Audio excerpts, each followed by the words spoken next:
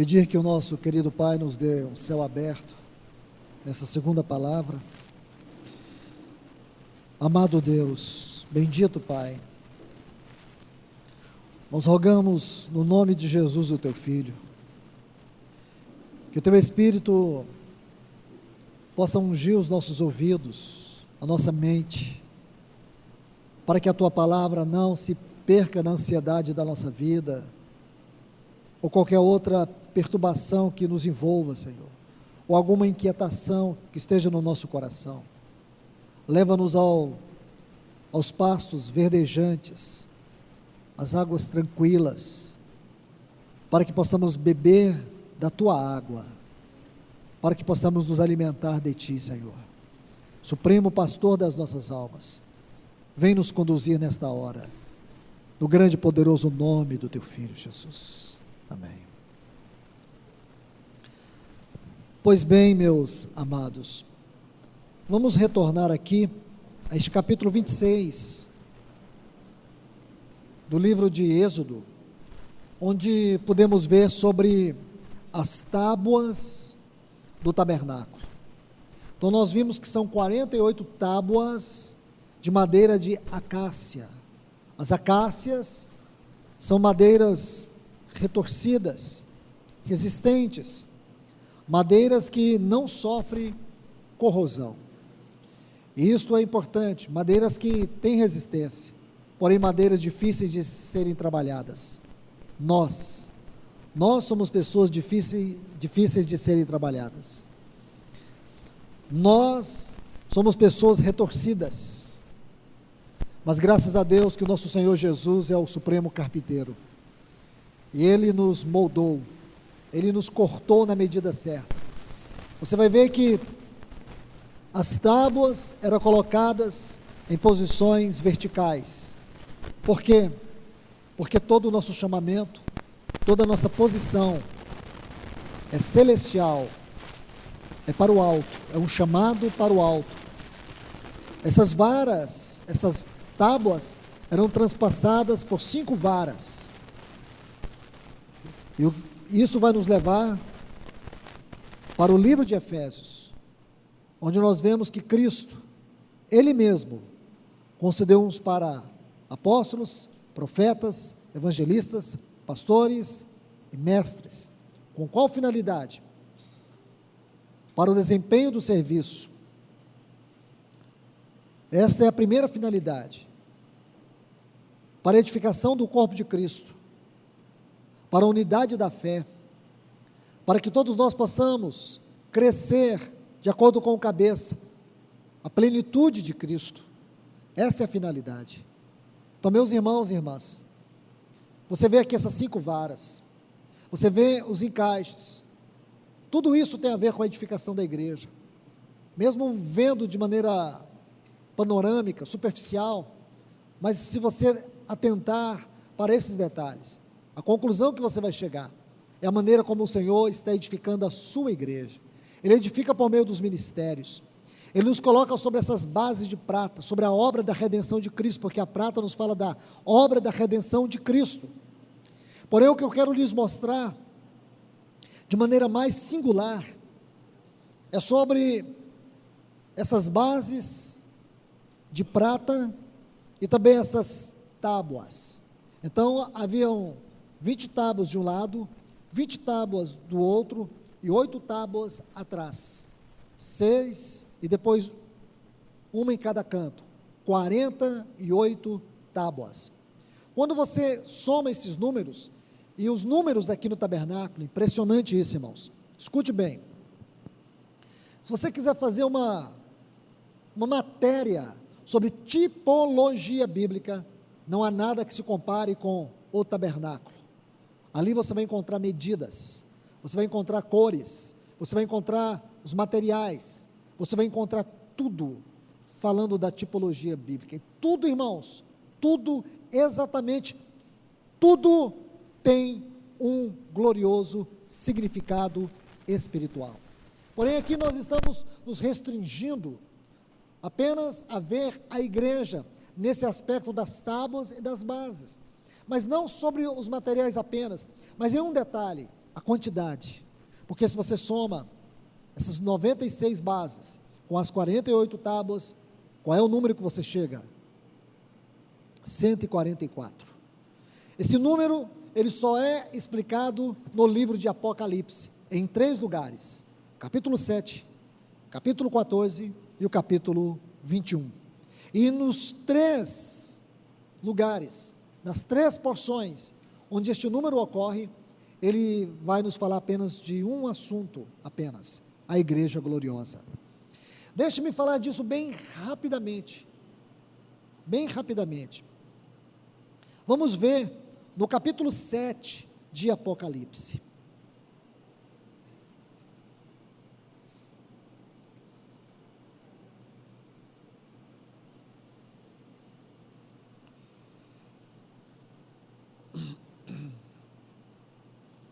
Apocalipse capítulo 7. Meus irmãos e irmãs, a linguagem profética da Bíblia é uma linguagem muito difícil de você interpretar. E a única maneira de você interpretar a linguagem profética é você conhecendo a linguagem bíblica de maneira geral. Nunca interprete profecia com concepções extra-bíblicas. Nunca tente interpretar qualquer profecia com achismos, porque toda a Bíblia, ela foi escrita para nos ajudar a interpretar Apocalipse. Toda a Bíblia. Então vamos com muito cuidado.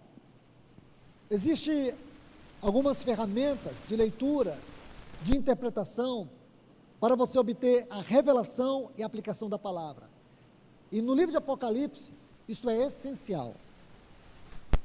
Se você estudar as regras da interpretação bíblica, você vai ver que, primeiro, a regra principal, a Bíblia interpreta a própria Bíblia.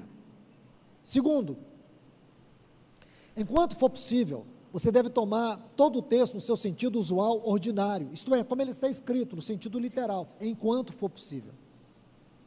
Segundo, é fundamental, na leitura de um texto, considerar o seu contexto.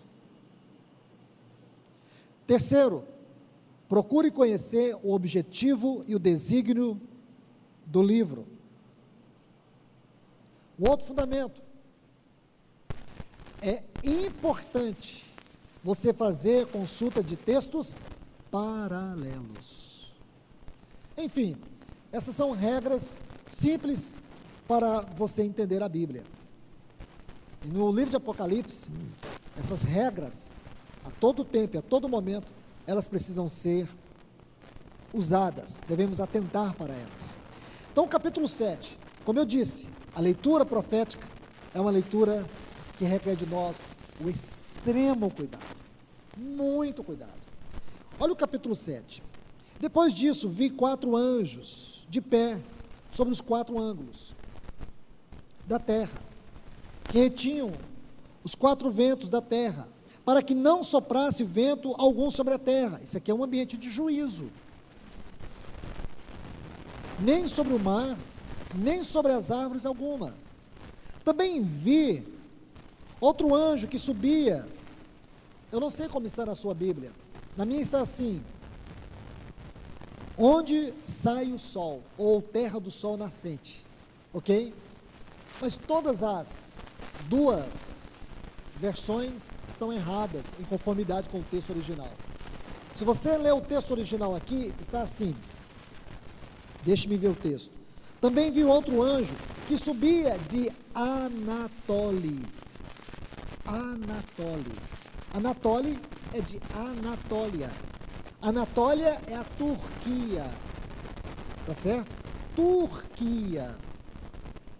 Agora, não me peça para expor isso aqui, irmãos, porque nós vamos ter que mudar o tema da conferência e vamos ficar aqui todo o resto do dia, à noite, e se possível terminar só amanhã, só para entender o lugar da Turquia no livro de Apocalipse.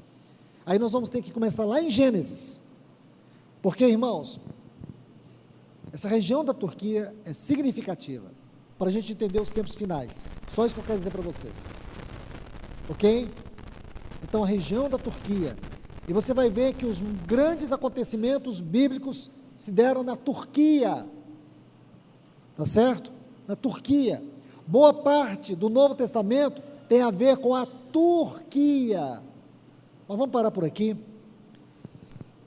Aí diz assim: e ele clamou em grande voz aos 4 anjos, aqueles os quais foi concedido fazer dano, juízo. Isso aqui é o juízo de Deus sobre as nações, dano à terra e ao mar, dizendo: não danifiqueis a terra, nem o mar, nem as árvores, até que eu tenha selado as testas dos servos do nosso Deus. Então, Deus vai colocar sua marca no seu povo.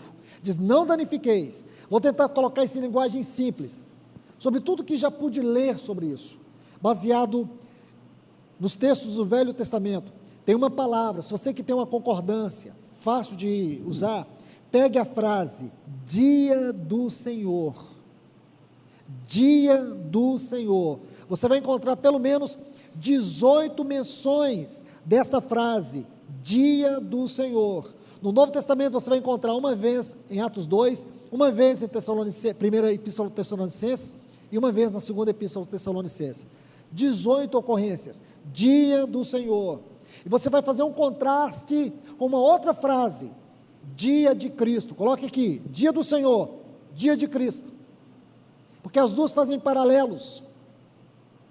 Quando você estudar todos os textos sobre o dia do Senhor, você vai ver que fala de um tempo de angústia, de pavor, de desolação, porque esta frase, o dia do Senhor, fala do juízo de Deus sobre as nações, que vai acontecer a partir de Apocalipse capítulo 8, com as 6 primeiras trombetas. Escute isso, irmãos. Estou sendo muito superficial nisso, mas só para vocês entenderem. E depois você vai estudar o dia de Cristo. 1 Coríntios capítulo 1, versículo 8, 2 Coríntios capítulo 1, versículo 14, aí você vai ler Filipenses capítulo 1, versículo 6 e versículo 10, 1 Coríntios 1, 8, 2 Coríntios 2, 14, Filipenses capítulo 1, versículo 6, versículo 10, você vai estudar sobre a frase, dia de Cristo, aí você vai ver, nós, a igreja, não estamos esperando o dia do Senhor, nós estamos esperando o dia de Cristo. Tá certo? Esse dia de Cristo tem a ver conosco. O dia do Senhor tem a ver com o juízo de Deus sobre as nações, sobre o mundo. Mas ok, aqui nós vemos que quando estiver para acontecer esse dia do Senhor, esse juízo que está descrito aqui, nessa porção que lemos, Deus ele vai selar, ele vai marcar. Os cristãos terão uma marca distinta do restante do mundo. Deus disse: não danifiqueis a terra, até eu marcar os meus servos. Por quê, irmãos? Porque quando esse mundo estiver sendo abalado, e tudo que for abalado, tudo que tiver de ser abalado, será abalado. Deus vai julgar este mundo, com grandes catástrofes, com fortes repercussões mundiais. Ouça o que eu estou dizendo, talvez você possa não dar crédito agora, mas um dia você vai lembrar dessa palavra. Deus vai julgar essa terra. O que está acontecendo aí, essa mudança climática, algumas devastações, é só o princípio, ainda não é o juízo de Deus, porque quando houver, você saberá. E o mundo espera por isso, irmãos. Os cientistas sabem que isso está por acontecer a qualquer momento. Chuvas de granizo, como nunca houve na história da humanidade. E eventos catastróficos em sequência. São as trombetas de Deus. Esses anjos aqui, eles serão liberados para fazer isso. 4 anjos, talvez, porque falam das 4 primeiras trombetas, que elas serão devastadoras. A 5ª será uma crise mundial, em consequência destas 4 trombetas aqui. Esses 4 anjos. Ok? Existe uma harmonia simétrica no livro de Apocalipse, que não tem como você ficar perdido na sua leitura, na sua exposição e na sua aplicação. Então veja isso, irmãos. Aí Deus está dizendo: primeiro, eu vou selar os meus servos. Por quê, irmãos? Assim como foi no Egito, quando Deus julgou o Egito, Deus, ele colocou o seu povo debaixo de uma nuvem. Quando o povo do Egito estava sofrendo grandes horrores do julgamento de Deus, o povo de Deus estava guardado na terra de Gozém. Quando veio o anjo da morte e varreu o Egito, matando os primogênitos, o povo de Israel estava celebrando a Páscoa, guardados pelo sangue do Cordeiro nos umbrais das suas casas. Estão vendo, irmãos? Deus guarda o seu povo. Aí você vai entender, memorize o Salmo de número 91, aquele que habita no esconderijo do Altíssimo, a sombra do Onipotente descansará. Direi do Senhor, Ele é o meu Deus, Ele é o meu refúgio, Ele é o meu baluarte. Então você vai lendo esse Salmo, você vai ver que é uma promessa, ou promessas de Deus, setas que voam ao meio-dia, trevas, mas nós não pisaremos em nenhum mal, ou nenhum dano, em nenhum mal desses que virá sobre o mundo. 1000 cairão ao teu lado, 10.000 à tua direita, pedras de granizo, mas você não será atingido. Amém? Irmãos, o Senhor tem me permitido viajar a alguns lugares no Chile, e eu já estive em regiões que foram devastadas por tsunami, mas você sabe o que é mais impressionante? São os testemunhos dos irmãos. Nunca esqueci de um testemunho de uma irmã que morava com a sua neta, quando houve um tsunami, e aquelas águas vieram do mar, varrendo toda aquela cidade. Sabe o que aconteceu com a casa daquela irmã, que estava com a sua neta? A neta não a desamparou, porque ela não tinha como fugir. A água veio do tsunami, varrendo tudo, mas quando chegou na casa daquela irmã, aquela casa de madeira, ela foi levantada, e ela foi carregada pela água, e quando a água baixou, a casa daquela irmã pousou tranquilamente. Por quê, irmãos? Porque a sombra do Onipotente descansará. Mas quem é que vai ter medo do juízo final? Não é o juízo final, o juiz das nações. Aqueles que não tiverem a marca de Cristo. Qual é a marca de Cristo? Paulo diz: eu trago no meu corpo as marcas de Cristo. Vamos ver mais.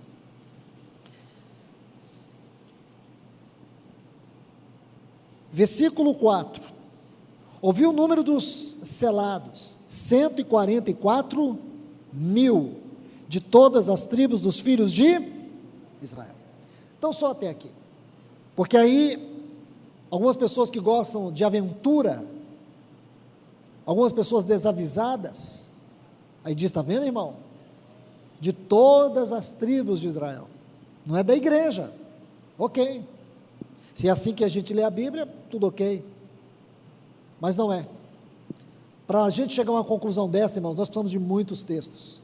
Nunca interprete a Bíblia baseada em um único texto. Nunca crie labirintos baseados em um único texto. Vamos lá, eu pergunto para você, 12 tribos de Israel, quantas tribos tinham em Israel? 14. Não excluam Efraim e Manassés, os filhos de José, que receberam, porque José recebeu a porção dobrada da terra. Levi recebeu o sacerdócio, Judá recebeu o reino. Por quê? Alguém sabe por quê? Claro que sabemos. Porque o primogênito era Rúben. 1 Crônicas, capítulo 5, versículo 1, ele deitou com a concubina do seu pai. Como primogênito, ele tinha direito à porção dobrada da terra. Ele tinha direito ao sacerdócio e ele tinha direito ao reino. Ele perdeu tudo, porque ele deitou com a concubina do seu pai. 1 Crônicas 5:1 vai te dizer isso. Aí a porção da terra foi para José, Efraim, Manassés. O reino ficou em Judá e o sacerdócio ficou em Levi. Simples demais. Mas eu vou te colocar outra coisa aqui sobre as 12 tribos que nós estamos lendo.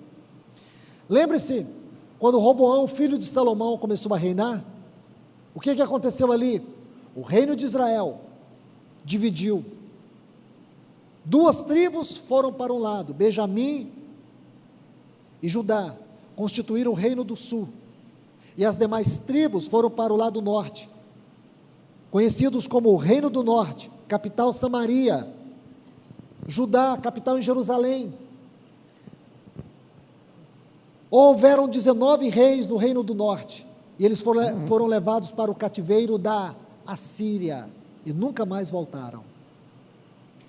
O reino do sul foram levados para o cativeiro da Babilônia 100 anos depois, ficaram lá 70 anos, E depois eles voltaram através de Zorobabel e Josué, para reedificar os muros, reedificar o templo e os muros. Aí vieram Esdras, Neemias, e vocês conhecem a história.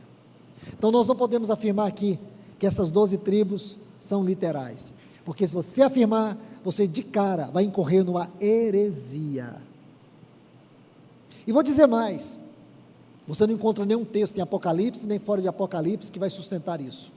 Agora, o que eu vou te dizer, há textos sobrando, para nós interpretar profecia. Nós estamos interpretando profecia, interpretar profecia requer muito cuidado. Então, vamos interpretar esta profecia. Primeiro, deixe-me colocar alguns argumentos aqui. Se você olhar, versículo 5, começa a contagem desses 12 mil. Deus não vai salvar 12 mil de cada tribo. Isso seria um pré-determinismo. O número 12, como 144 mil, que ele é um número formado por 12, é um número múltiplo de 12. O número 12, se você estudar a matemática de Deus, você vai ver que a matemática de Deus é do número 1 até o número 12. A partir do número 12, os números, para obter um significado espiritual, eles têm que ser multiplicados ou somados, porque somar e multiplicar é a matemática de Deus, diminuir e dividir é do diabo. Então, irmãos, só multiplica e soma, aí você vai ter uma lição espiritual, ok? Então, os números vão de 1 a 12. O número 12 fala de completação, completação. 144 mil é 12 vezes 1000 vezes 12, a completação de todas as completações, como a consumação máxima da obra de Deus, a plenitude da consumação da obra de Deus. Então vamos lá, você vê aqui o primeiro nome dessa lista, Judá. E por que Judá? Por que Judá? Se você for para Números capítulo 10, quando Deus estabelece a ordem da marcha do povo de Israel, como eles deveriam sair marchando até Canaã, você vai ver que a primeira tribo que marcha é a tribo de Judá, era a primeira que ia à frente, era o Judá. Judá não era o primogênito, mas por que Judá teria que ir na frente? Repito, porque Rúben perdeu a bênção da primogenitura, e agora Judá vai à frente. Então veja isso, meus irmãos, Judá e não Benjamim, e isso nós sabemos, por causa do pecado de Rúben. Judá e não Rúben, aliás, por causa do pecado de Rúben. Primeira coisa, pecado. Se você continuar lendo aqui a lista das tribos, você vai notar que 2 tribos estão faltando. Vou me adiantar a vocês. Você não vai encontrar a tribo de Efraim, e você não vai encontrar a tribo de Rúben. E por quê? Vou dar apenas os textos. 1 Reis capítulo 12, quando houve a divisão do reino do norte e do reino do sul, o reino do norte não podia ir a Jerusalém para adorar. Então o que Jeroboão, que era o rei do reino do norte, fez? Ele edificou alguns altares idólatras, para que o povo pudesse ir adorar, mas era idolatria, e Dan se tornou a capital da idolatria de Israel. Quanto a Efraim, você vai ter que ler todo o livro de Oséias, mas especialmente o capítulo 4, e vou citar um texto do capítulo 4 de Oséias, diz assim: Efraim se mistura com os ídolos, deixai-o. Essa frase deixai-o no hebraico é uma negação absoluta, enfática, é um desprezo enfático. Deus desprezou Efraim, porque Efraim se tornou sinônimo da idolatria em Israel. Então, 2 questões que nós vamos ver aqui sobre os 144 mil: carnalidade, o pecado de Rúben, e a idolatria. Idolatria na Bíblia não tem nada a ver com imagem. Idolatria é muito mais do que imagem, adorar imagem. Idolatria é você viver de substituto, ou melhor, tudo aquilo que em nossa vida rouba o lugar de Cristo. Tudo aquilo que em nossa vida rouba o lugar, a centralidade de Cristo é idolatria. Então prestemos atenção nisso, irmãos. É o que está dizendo aqui dos 144 mil. Deixe-me colocar 2 textos Números capítulo 1, por favor. Números capítulo 1, só para nós abrilhantarmos mais a interpretação deste assunto.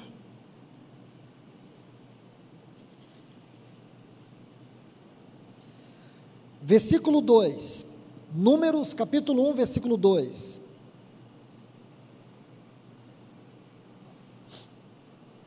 Tomai o censo de toda a congregação dos filhos de Israel por suas famílias, pelas casas de seus pais, anotando os nomes de todos os varões, um por um, da idade de 20 anos para cima, todos os que podem sair à guerra em Israel, e esses contareis por seus exércitos.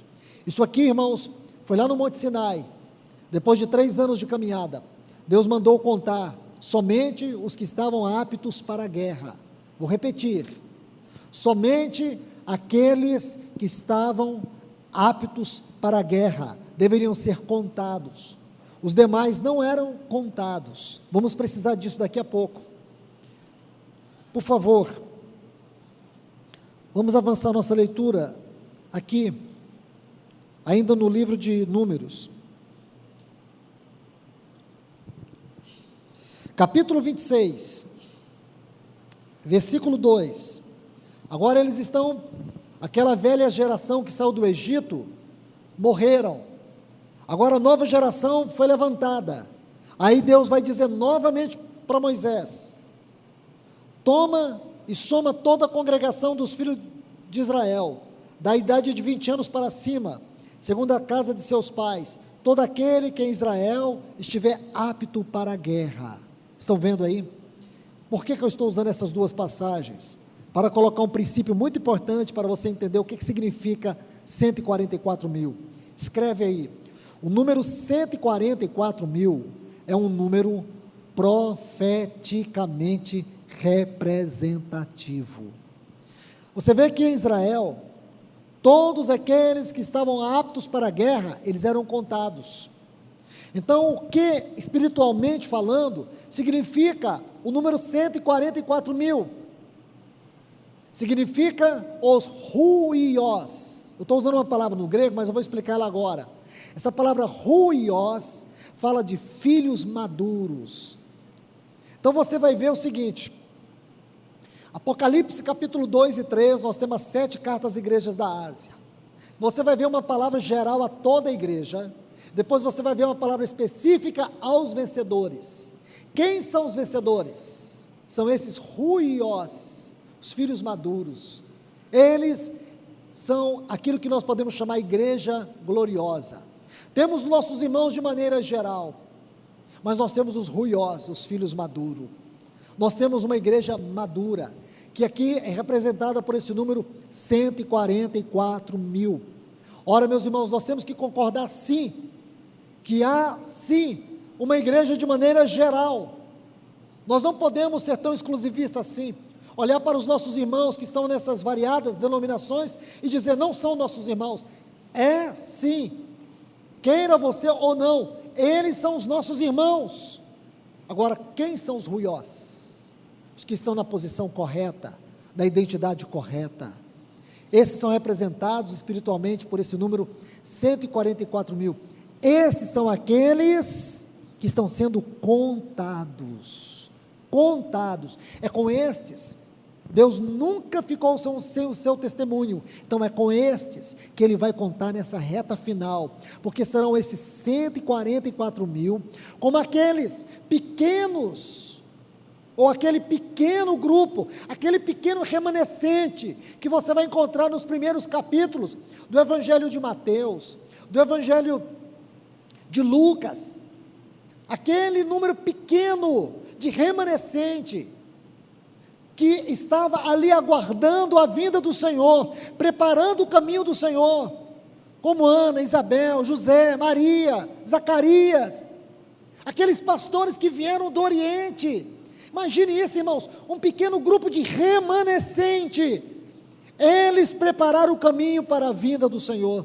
Assim também, este remanescente, que são esses 144 mil, a igreja do Senhor Jesus, eles vão apressar a volta do nosso Senhor. Ele sim, para esses o Senhor virá de maneira especial. Quando estudarmos sobre o reino, talvez isso fique mais claro. Se o Senhor permitir, nós vamos estudar sobre isso. Saber que muitos cristãos, mesmo fazendo parte da igreja, serão disciplinados na vinda do Senhor. E digo para vocês, há uma quantidade enorme de textos que abordam este assunto com muita propriedade. Então, meus irmãos, vamos para Apocalipse capítulo 14. Aqui novamente encontraremos os 144 mil. Preste bastante atenção. Diz assim: depois olhei, e eis o Cordeiro, estava de pé sobre o monte Sião, e com ele 144 mil, que tinham o nome dele. Lembra, irmãos, quando eu falei de identidade? A identidade da igreja tem a ver com o nome de Cristo. Onde estiver 2 ou 3 reunidos em meu nome, está vendo? O nome dele, e de seu Pai escrito na testa. Ouvi uma voz do céu, como estrondo de muitas águas, e como o som de um grande trovão, e a voz que eu ouvi era como o de arpista, que tocavam suas harpas, e cantavam um cântico novo diante do trono, e diante dos 4 seres viventes. Lembra? Aqueles 4 anjos, os 4 seres viventes, e dos anciãos, e ninguém podia aprender o cântico, senão aqueles 144 mil, que foram resgatados dentre os da terra. Mudou tudo agora, não mudou, irmãos? Sabe por que mudou? Porque a revelação da Bíblia é progressiva. A revelação da Bíblia é progressiva. Primeiro nós vimos 144 mil no capítulo 7. Nós aprendemos várias coisas ali. Várias coisas. Que este número são aqueles que venceram a carnalidade. Este número são aqueles que venceram a idolatria do coração, a idolatria da alma. Podemos dizer assim, são aqueles que venceram o mundo, porque toda idolatria do nosso coração tem a ver com os nossos anelos pelo mundo. Então venceram o mundo, venceram a carne, venceram o mundo. Agora, por favor, esse capítulo 14 é muito significativo, assim como o capítulo 7, profecia, tem que ler com cuidado. Se você fizer um estudo sobre o monte Sião,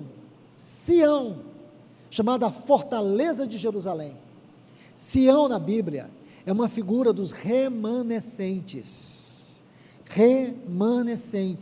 Os remanescentes é uma figura da igreja gloriosa, dos vencedores de Apocalipse 2 e 3.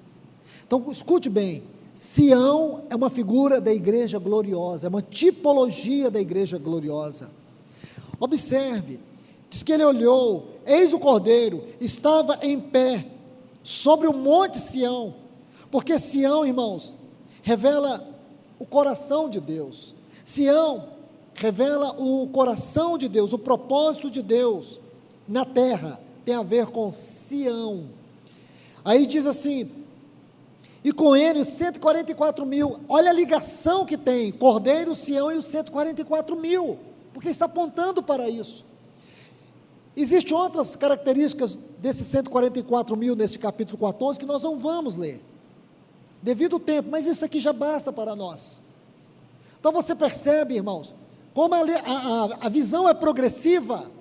Vamos avançar um pouco mais, capítulo 21, aqui nós vamos ver ainda mais detalhes.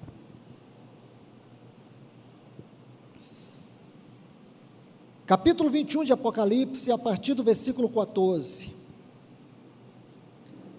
O muro da cidade, veja que nós começamos estudando sobre as tábuas da cidade. Agora, o muro da cidade tinha 12 fundamentos, e sobre eles, os 12 nomes dos 12 apóstolos do Cordeiro. Deixe-me te dizer isso, para você saber a relação que existe dos 12 fundamentos do muro da Nova Jerusalém com os apóstolos, você precisa ler, não agora, Marcos capítulo 3. Marcos capítulo 3. E o versículo 16. Por quê? Porque Marcos, irmãos, ele escreveu o seu evangelho baseado no que ele ouviu de Pedro. Marcos era como um filho espiritual para Pedro. Lucas ele escreveu o seu evangelho baseado em pesquisa, foi no que ele pesquisou. Mateus escreveu baseado naquilo que ele viveu.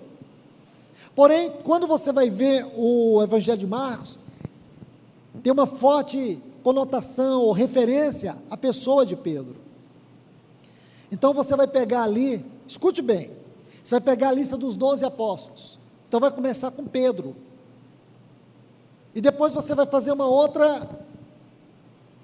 outro quadro com os 12 fundamentos, que a gente vai ver logo mais. Aí você vai associar cada apóstolo a um fundamento. Você vai ver que o primeiro fundamento do muro da Nova Jerusalém é o jaspe. Então, jaspe é a pedra de Pedro. Então, veja bem,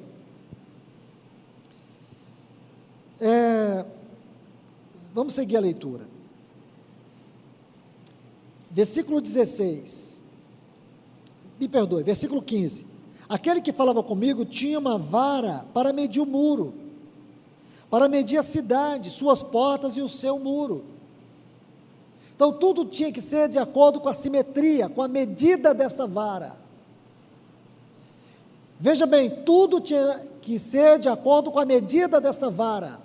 Deus tem uma vara, essa vara é que nos mede. O padrão de Deus está de acordo com esta vara. Quem é esta vara?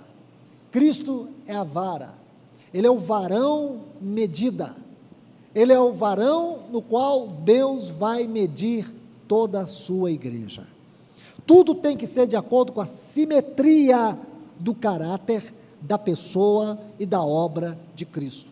Ninguém pode edificar a igreja, ou achar que está fundando a igreja, de acordo com a sua imagem. Escute, vou dizer uma coisa bem séria, tudo que você olhar, tendo nome, título de igreja, e ela estiver de acordo com a simetria do seu fundador, não é igreja. Pode ter nome. O Senhor diz assim para a igreja de Sardes: tens nome que vives, mas estás morto.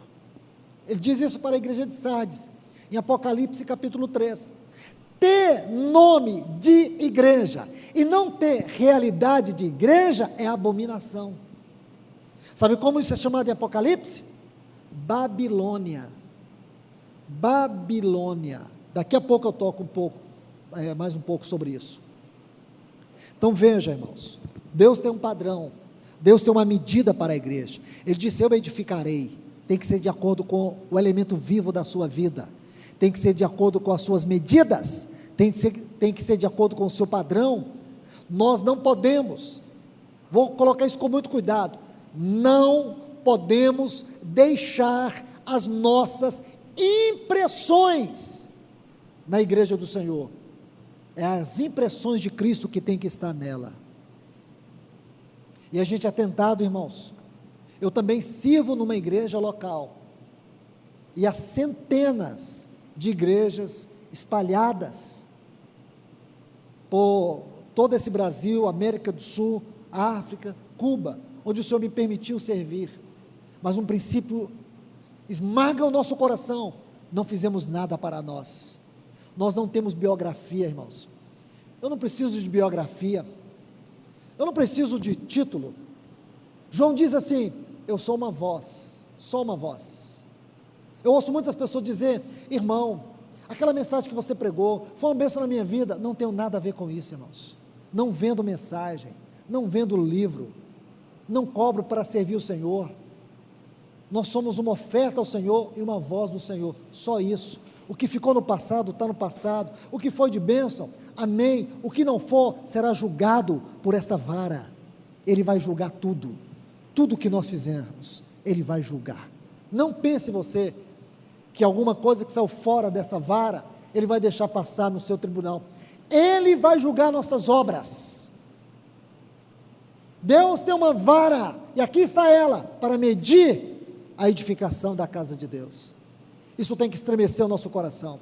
Me perdoe fazer algumas referências pessoais, não tenho nenhuma alegria com isso, porque sei que o Senhor, Ele vai julgar cada uma das nossas obras, como diz Paulo, em 1 Coríntios capítulo 3, cada um veja como edifica.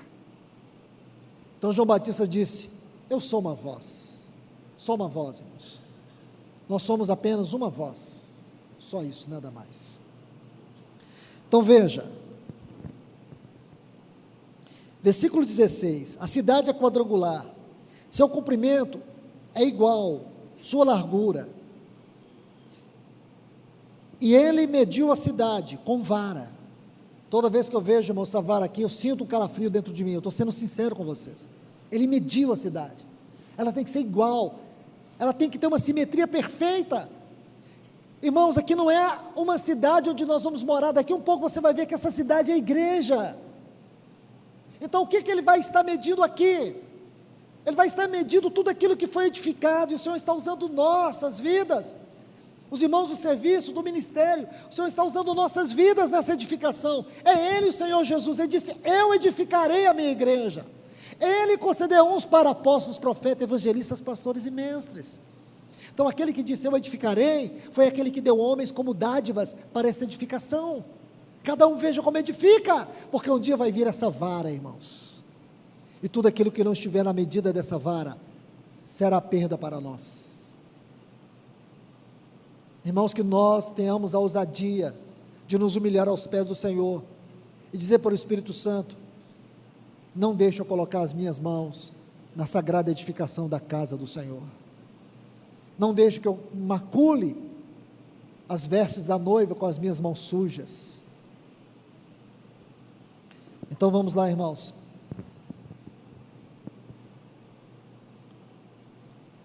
a cidade é quadrangular, seu comprimento é igual, a sua largura, e ele mediu a cidade com vara, e tinha 2.160 quilômetros, o comprimento, a altura e a largura dela iguais. Mediu seu muro, cerca de 95 metros, isto é, 144 côvados, 144 côvados, medida de homem. Agora veja, o material do seu muro era de jaspe, mas a cidade era de ouro puro, semelhante ao cristal puro. Os fundamentos do muro da cidade estavam adornados com todo tipo de pedras preciosas. O primeiro fundamento, jaspe. Só até aí, irmãos, só até aí. Que lindo é tudo isso, irmãos, que lindo é tudo isso. Estamos falando da edificação da igreja, caráter da igreja, identidade da igreja, na sua tipologia lá, daquelas tábuas do tabernáculo, onde nós viemos parar, irmãos? Em Apocalipse, como a palavra de Deus é rica, como ela é linda, como ela é profunda, não é coisa da mente do homem, não é deste mundo, é uma palavra soprada, tem um sopro divino aqui nesse livro, irmãos, e nós precisamos da mente de Cristo, da unção do Espírito, para nós entendermos esta palavra. Então você vai ver aqui, que coisa impressionante. Então, a medida deste muro, novamente, olha o que diz aqui, mediu o muro, cerca de 144 côvados, o que nós encontramos, o mesmo número que nós encontramos naquelas tábuas, e naqueles encaixes do tabernáculo, porque Deus inspirou aquilo, porque Ele queria nos mostrar isto, porque essa cidade, ela é uma cidade nupcial. Olha aqui, irmãos, vamos ler mais sobre essa cidade, ainda no capítulo 21, preste atenção na leitura desse texto, versículo 9, veio então a mim um dos, preste atenção, 7 anjos, que tinha 7 taças, cheia das últimas 7 pragas, preste atenção nesse anjo, nós vamos precisar dele daqui um pouco, e falou comigo dizendo, vem aqui, preste atenção nessa frase, vem aqui, eu te mostrarei a noiva, a esposa do Cordeiro.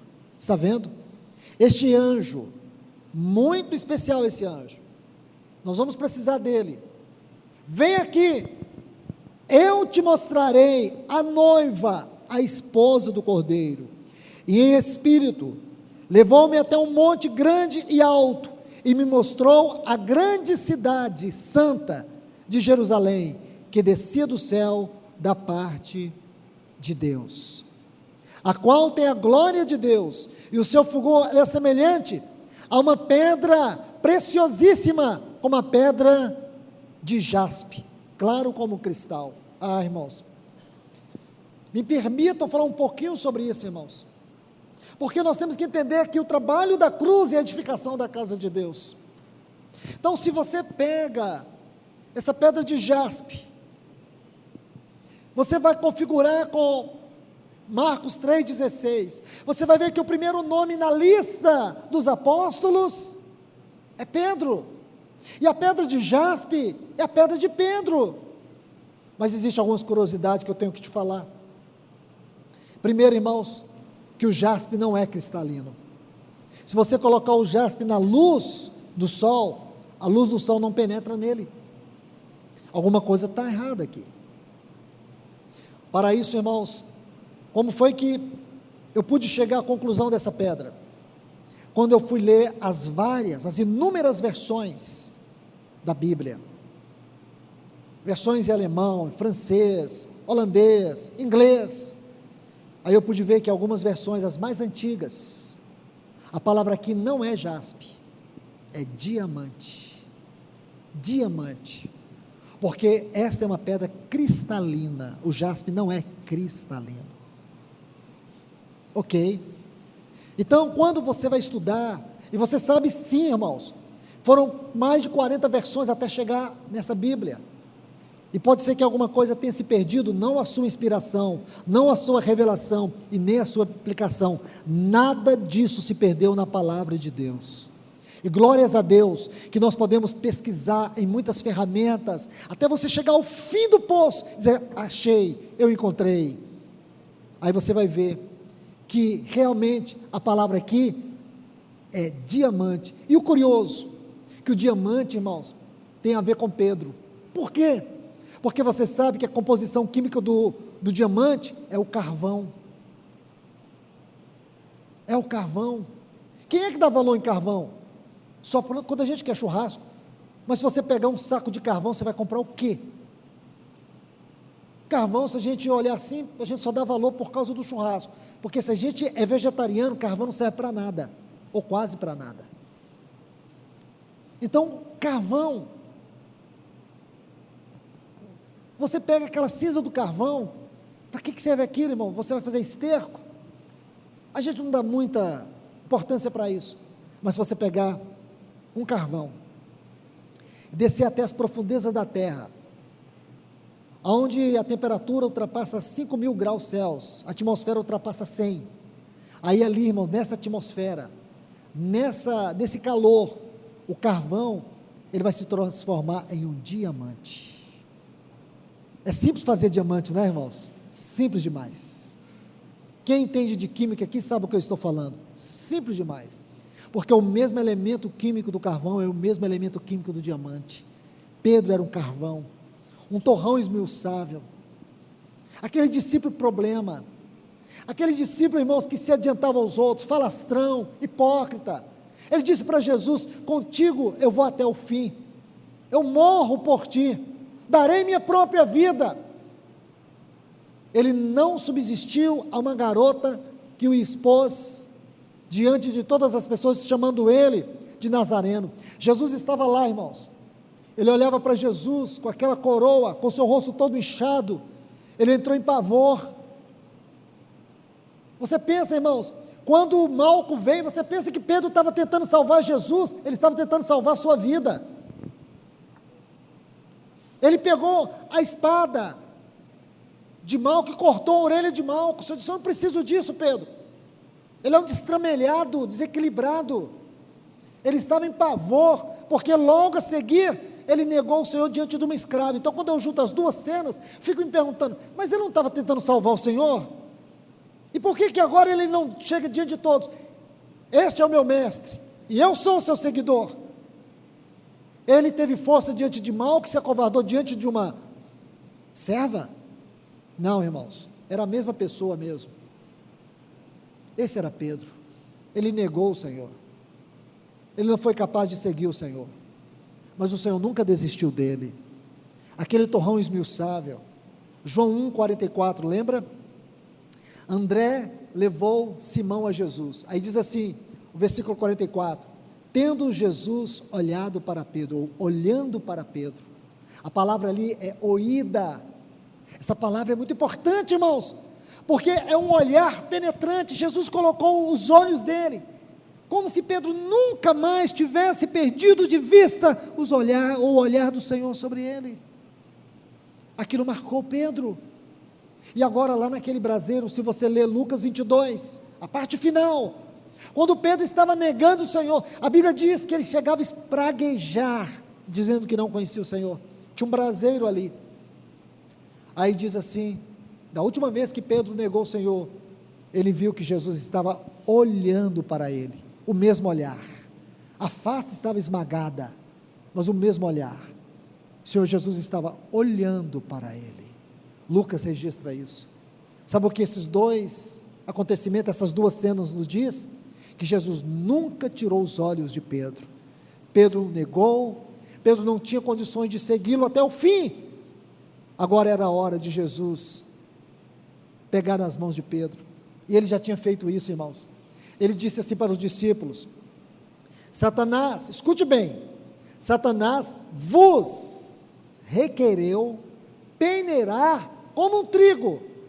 Ele estava dizendo assim: Satanás vai vir peneirar todos vocês serão sacudidos de um lado para o outro. Aí ele vira para Pedro e diz: Pedro, eu roguei por ti. Ele já tinha adiantado a essa queda de Pedro. Esse é o nosso sumo sacerdote, irmãos. Quando a gente cai, ele já está lá. Quando a gente falha, ele já está lá. Ele não desiste de nós. Ele não nos deixa no meio do caminho. Ele começou em nós a boa obra, ele vai completar até aquele grande dia. Aí você vê, irmãos, Pedro recebeu uma notícia: Jesus ressuscitou. Lembra o que aconteceu? A Bíblia diz que Pedro e João saíram correndo, e João mais jovem, saiu correndo na frente de Pedro, e Pedro correndo atrás, e ambos chegaram no sepulcro. Aí eu fico fazendo uma pergunta: Pedro estava correndo? Para quê? Eu acho que Pedro queria certificar se ele ressuscitou mesmo. Pedro queria ter certeza, será que ele ressuscitou? Porque aí agora eu junto duas cenas, essa de Pedro correndo no sepulcro, e a do capítulo 21 de João, quando ele diz assim: vou pescar. Lembra? Vou pescar. No grego, a composição dessa frase, o sentido é enfático. Lá em Lucas 5, quando ele estava pescando, e ele não havia apanhado nada, Jesus apareceu, mandou ele lançar a rede do outro lado, e ele trouxe aquela rede cheia de peixe, e ele prostrou ao lado do Senhor, reconhecendo suas misérias. O Senhor disse: a partir de hoje, você será um pescador de almas. Pedro deixou o barco e o seguiu. Então Pedro sabia que nunca mais ele poderia voltar a pescar, mas agora ele diz: vou pescar. Eu pergunto, cadê o homem que estava correndo para o sepulcro, para ver se Jesus tinha ressuscitado? Agora ele está aqui dizendo: vou voltar à minha velha vida. E ele foi pescar. E quando ele está pescando, irmãos, não havia apanhado nada. Havia alguém lá na praia, preparou o mesmo ambiente onde Pedro negou, colocou um braseiro, pegou peixes e colocou em cima. Ele preparou um jantar à luz de velas para Pedro. E aí, irmãos, quando alguém disse assim: Pedro, é o Senhor Jesus, você lembra o que ele fez? Ele pulou no mar. A sensação que eu tenho é que ele queria atravessar o mar, mas ele não tinha saída. Ele tinha que encarar o Senhor Jesus. Ele já tinha ido certificar no sepulcro e viu que ele não estava lá. Agora ele pensou consigo mesmo: isto é minha visão, irmãos, não estou certo. Mas sabe o que eu fico pensando? Que ele foi no sepulcro e viu, realmente ele não está lá. Então eu que tenho que dar no pé. Então eu vou voltar à minha velha vida. Mas o Senhor foi lá atrás dele. como o Senhor vai sempre atrás de nós, irmãos, quando a gente toma a direção errada. Sabe por que Ele quer edificar a igreja? E Ele quer nos incluir como material para esta edificação. Nós não somos o material adequado, ou somos? Não somos, nós somos um carvão.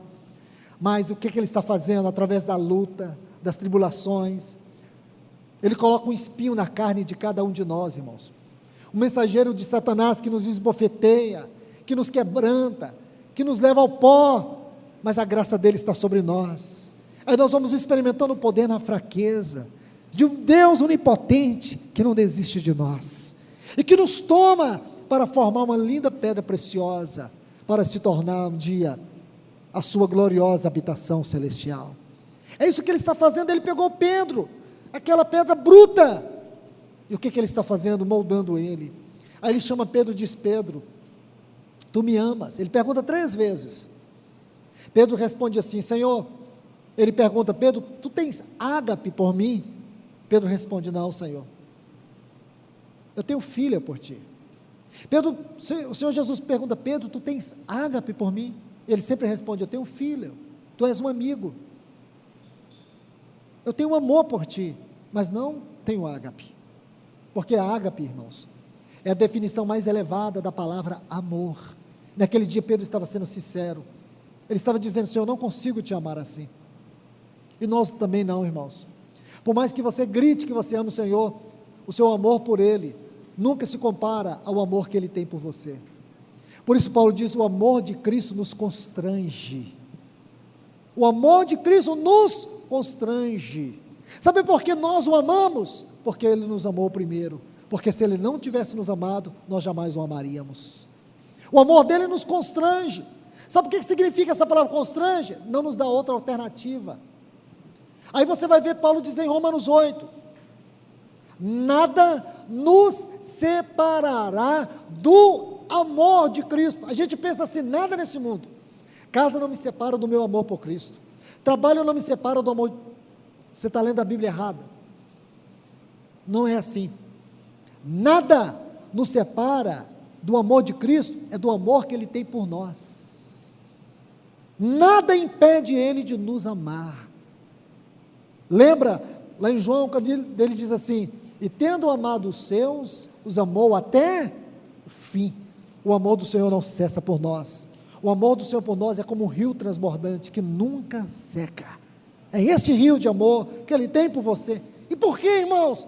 Porque Ele está tomando cada um de nós, nas nossas fraquezas, nas nossas imperfeições, nas nossas dificuldades. Ele está tomando cada um de nós de maneira paciente, e Ele está com a palavra, com a vara, com o cajado, com a disciplina.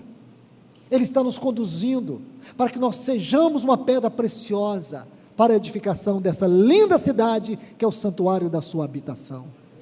Está vendo, irmãos, uma noiva? Olha o que João viu. Ele viu que aquela cidade é uma noiva. Essa é a noiva. Se você pegar cada uma dessas pedras, você vai ver que essas pedras têm particularidades distintas umas das outras. Você vai ver que a grande maioria dessas pedras são pedras vulcânicas, chamadas de pedras metamórficas. Essas pedras metamórficas são aquelas pedras que elas são produzidas no calor e na pressão. E essas pedras, elas são jogadas para fora quando os vulcões entram em erupções. Nós temos as pedras sedimentares, que são aquelas carregadas pelos rios, e nós temos as pedras metamórficas, que são essas pedras formadas na profundidade, no calor, na pressão. Cada uma delas, você vai ver cada história dessas pedras, e você vai ficar mais assombrado ainda, que você vai ver que Jesus, Deus, Ele inspirou a história de cada um desses discípulos nessas pedras. É de assombrar, irmãos. Falo para vocês, é como se você sentisse um pouco do arrebatamento, quando você estudar isso. Quando você estudar a pedra de Tomé, aquele que é conhecido como sinônimo da incredulidade. Tomé não foi o único incrédulo não, irmãos. Você vai ver Mateus capítulo 27, demais porções dos evangelhos, que todos eles duvidaram que Jesus havia ressuscitado. Todos. Tomé foi mais específico e numa situação distinta. Entende? Quando Jesus apareceu, ele não estava. Aí os outros não eram mais incrédulos. E ele disse: eu só acredito vendo. Eu quero colocar o meu dedo na ferida. Ele foi tão sincero que Jesus, quando chegou, disse: toma, Tomé, coloca o teu dedo aí. Tomé era um dos discípulos mais especiais. Escuta o que eu estou te dizendo. Um dos mais especiais. Sabe quem é Tomé aqui na Nova Jerusalém? Nessa muralha? A tradução da palavra lá é água marinha. Porque ele foi o único dos discípulos, dos 12, que atravessou o grande mar. Sabe onde ele pregou o evangelho? Na Índia. Irmão, se existe evangelho na Índia, foi porque Tomé foi lá pregar o evangelho. No Cáucaso, na Rússia. Ele foi o primeiro pregador do evangelho na Rússia, irmãos. Ainda não havia Rússia. Foi ele, Tomé, a água marinha. Atravessou o grande mar. E ali ele foi morto. Foi esmagado. Mas aqui está Tomé. Irmãos, é lindo demais. Essa muralha é linda demais. A nossa história é linda demais. Porque se tem a história deles lá, tem a sua também. Tem a minha também. Porque Ele está trabalhando cada um de nós como uma pedra preciosa. Nós somos como aquela madeira de acácia, toda torcida. Não é? Toda torcida. Cheios de defeitos, de gomos, de imperfeições. Aí você olha aqui e fala: não, Deus. Quando o anjo diz para João: vem, eu vou te mostrar a noiva, a esposa do cordeiro, vem cá, vou te mostrar ela. Aí quando João olha, ele vê uma cidade descendo, cheia da glória de Deus, brilhando como um diamante. Que coisa linda, irmãos, que coisa linda. Aqui é a nossa história, irmãos. Essa igreja que o Senhor está edificando hoje, é o que nós seremos amanhã. Nada neste universo, escute, nada neste universo tem a beleza daquilo que é a igreja aos olhos de Deus. Nada. A glória de Deus estará nela. Nós vamos refletir a glória de Deus, meus irmãos. Essa é a consumação máxima da obra dele na nossa vida. Aí ele diz: olha, veja aqui, isto aqui é a noiva, é a esposa do cordeiro. Deixe-me te mostrar um contraste. Capítulo 17.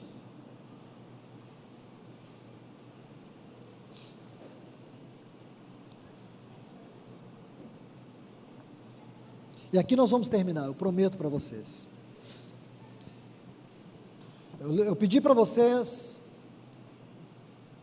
darem atenção àquele anjo. Então ele está aqui, nesse capítulo 17. Veio então um dos 7 anjos, lembra? Se você quiser pode pôr os 2 textos juntos. Capítulo 21, versículo 9. O que está aqui? Veio então a mim um dos 7 anjos, está vendo? O mesmo anjo, que tinham as 7 taças. Também, aquele outro anjo também tinha 7 taças. Falou comigo, também, mesma coisa. Vem aqui e te mostrarei. A mesma coisa, irmãos. Mesma coisa. Vem e te mostrarei a sentença contra a grande Babilônia. Opa, vamos prestar atenção. O mesmo anjo, falando as mesmas palavras, mostrando coisas diferentes. Por que o Espírito Santo foi tão preciso, irmãos? Na designação, nos detalhes, nas palavras. Vem aqui, eu vou te mostrar. Primeiro, ele mostrou isso aqui, Primeiro, esse anjo disse: eu vou te mostrar o que não é a minha igreja. Não é a minha igreja. Depois ele mostrou o que é a igreja. A igreja é uma noiva, uma cidade nupcial, que é chamada aqui de Nova Jerusalém Celestial. Ok? Então, observe bem, aqui ele está mostrando o que não é. Ele vai mostrar a sentença contra essa grande meretriz, Babilônia. O que é Babilônia? Eu vou dizer isso rapidamente para vocês. Se você quiser estudar sobre Babilônia, você precisa começar no capítulo 11 do livro de Gênesis. Babel. A palavra Babel significa confusão. Lembra quando depois do dilúvio, aqueles homens se reuniram, construíram uma grande torre, porque eles queriam fazer o quê? Tocar os céus. Segundo, eles queriam tornar os seus nomes célebres. Percebe? Aí Deus veio e confundiu a todos eles. Babel é o primeiro passo para você entender o que é Babilônia. Babel, Babilônia. Então você vai ver que esse pensamento, irmãos, não tenho tempo para falar com você sobre isso, ele percorre toda a Bíblia. Babilônia é uma oposição à obra de Deus.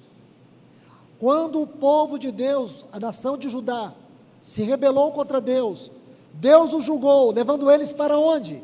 Para o cativeiro da Babilônia. Tudo aquilo que era da casa de Deus, todos os utensílios sagrados da casa de Deus foram levados para onde? Para a Babilônia. Aonde o povo de Deus ficou durante 70 anos? Babilônia. Quando Deus levantou os profetas Ageu e Zacarias, outrora ele havia levantado Ezequiel. Então Ageu e Zacarias são levantados para reunir o povo, para que eles voltassem e reedificassem a casa de Deus, que estava em ruínas em Jerusalém. Aonde o povo de Deus estava? Babilônia. Quantos judeus havia na Babilônia? 800 mil judeus. Quantos que voltaram? 50 mil. O povo de Deus ficou na Babilônia. E por que eles quiseram ficar na Babilônia? Por causa do conforto, da segurança. E eles não precisavam mais do templo, eles tinham sinagogas. As sinagogas substituíram o templo. Então eles não precisavam mais do templo, eles tinham uma sinagoga. Por que eles voltariam para reedificar aquela cidade que chamava pelo nome de Deus? Eles estavam em opróbrio. A mesma coisa hoje, irmãos. O que nós podemos dizer que esse evangelicalismo caído é a Babilônia? Uma Babilônia sentada sobre os reis da terra. Olhe bem, olhe a sentença, leia com cuidado. Diz assim: vem aqui, te mostrarei a sentença contra a grande meretriz. Por que meretriz? Porque ela se prostituiu, porque a igreja não tem amantes, a igreja só tem um amado, e o seu amado é Cristo. Mas quando Cristo deixa de ser o centro, quando ele não tem centralidade na sua igreja, a igreja passa a amar homens, a igreja passa a ser governada por homens, porque o Espírito não encabeça a obra de Deus na igreja. Aí o homem coloca as suas mãos, coloca as suas impressões, a igreja passa a se assemelhar ao homem, ela deixa de ser cristocêntrica e passa a ser antropocêntrica. Está vendo aqui? Observe, sentada sobre muitas águas. Você quer saber o que significa muitas águas? Olha o versículo 15, também disse-me, as águas que vistes, onde a meretriz se senta, são os povos, multidões, nações e línguas. Sabe o que é isso? É o mundo,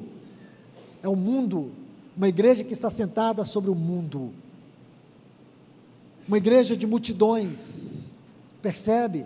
Ela está sentada, a palavra sentar aqui dá o sentido de descanso, de acomodação. A igreja está aí misturada pelas multidões, indo no vácuo das multidões. Você percebe, irmãos, como o mundo tem ditado a moda, a conduta e o estilo da igreja? Eu não sei se eu estou sendo exagerado, mas a linguagem de muitos pregadores é uma linguagem moderna, é uma linguagem muito artificial, é uma linguagem que, como ele diz, é para cativar os jovens. Jesus nunca usou de artifício para cativar ninguém. Paulo disse: o evangelho, eu não fui ter com vocês com palavras persuasivas, mas na demonstração do Espírito e de poder. Entende? Mas hoje não, é uma linguagem assim mais clássica. A igreja se tornou muito mundana, as mesmas coisas que funcionam no mundo, nós estamos usando para funcionar na igreja. Por quê? Porque nós queremos atrair multidão, e não levar discípulos a Cristo. Entende? Nós estamos usando as armas do mundo, é isso que significa isso aqui. A igreja sentada sobre as muitas águas, uma igreja perdida nessa convulsão social. Sabe o que o anjo está dizendo? João, isso aí não é a noiva, isso aí é uma grande meretriz, isso é uma Babilônia, isso não é a casa de Deus, isso é uma prostituta, isso é uma meretriz. Percebem, irmãos? Há muito que se dizer aqui, mas o tempo não permite mais. Que Deus abençoe a todos vocês, irmãos. Que tenha sido de grande ajuda para vocês essa palavra. Que seja realmente algo do Senhor, para que nós venhamos entender o que é a igreja, a casa de Deus, o povo de Deus na terra. Que Deus os abençoe. Querido Deus e Pai, nós clamamos a Ti, Senhor, no grande nome do Teu Filho. Vem com esta palavra como uma espada, perfura o nosso coração, porque a Tua palavra é viva e é eficaz. Ela corta, ela penetra, corta o que tem que ser cortado, e penetra, Senhor, até o profundo do nosso ser, mas vem formar em nós a Tua igreja, Senhor. Vem lapidar estas pedras preciosas, para que um dia a glória do Senhor possa refletir na nossa vida. Nós clamamos a Ti nesta hora, Deus querido, no grande nome de Jesus.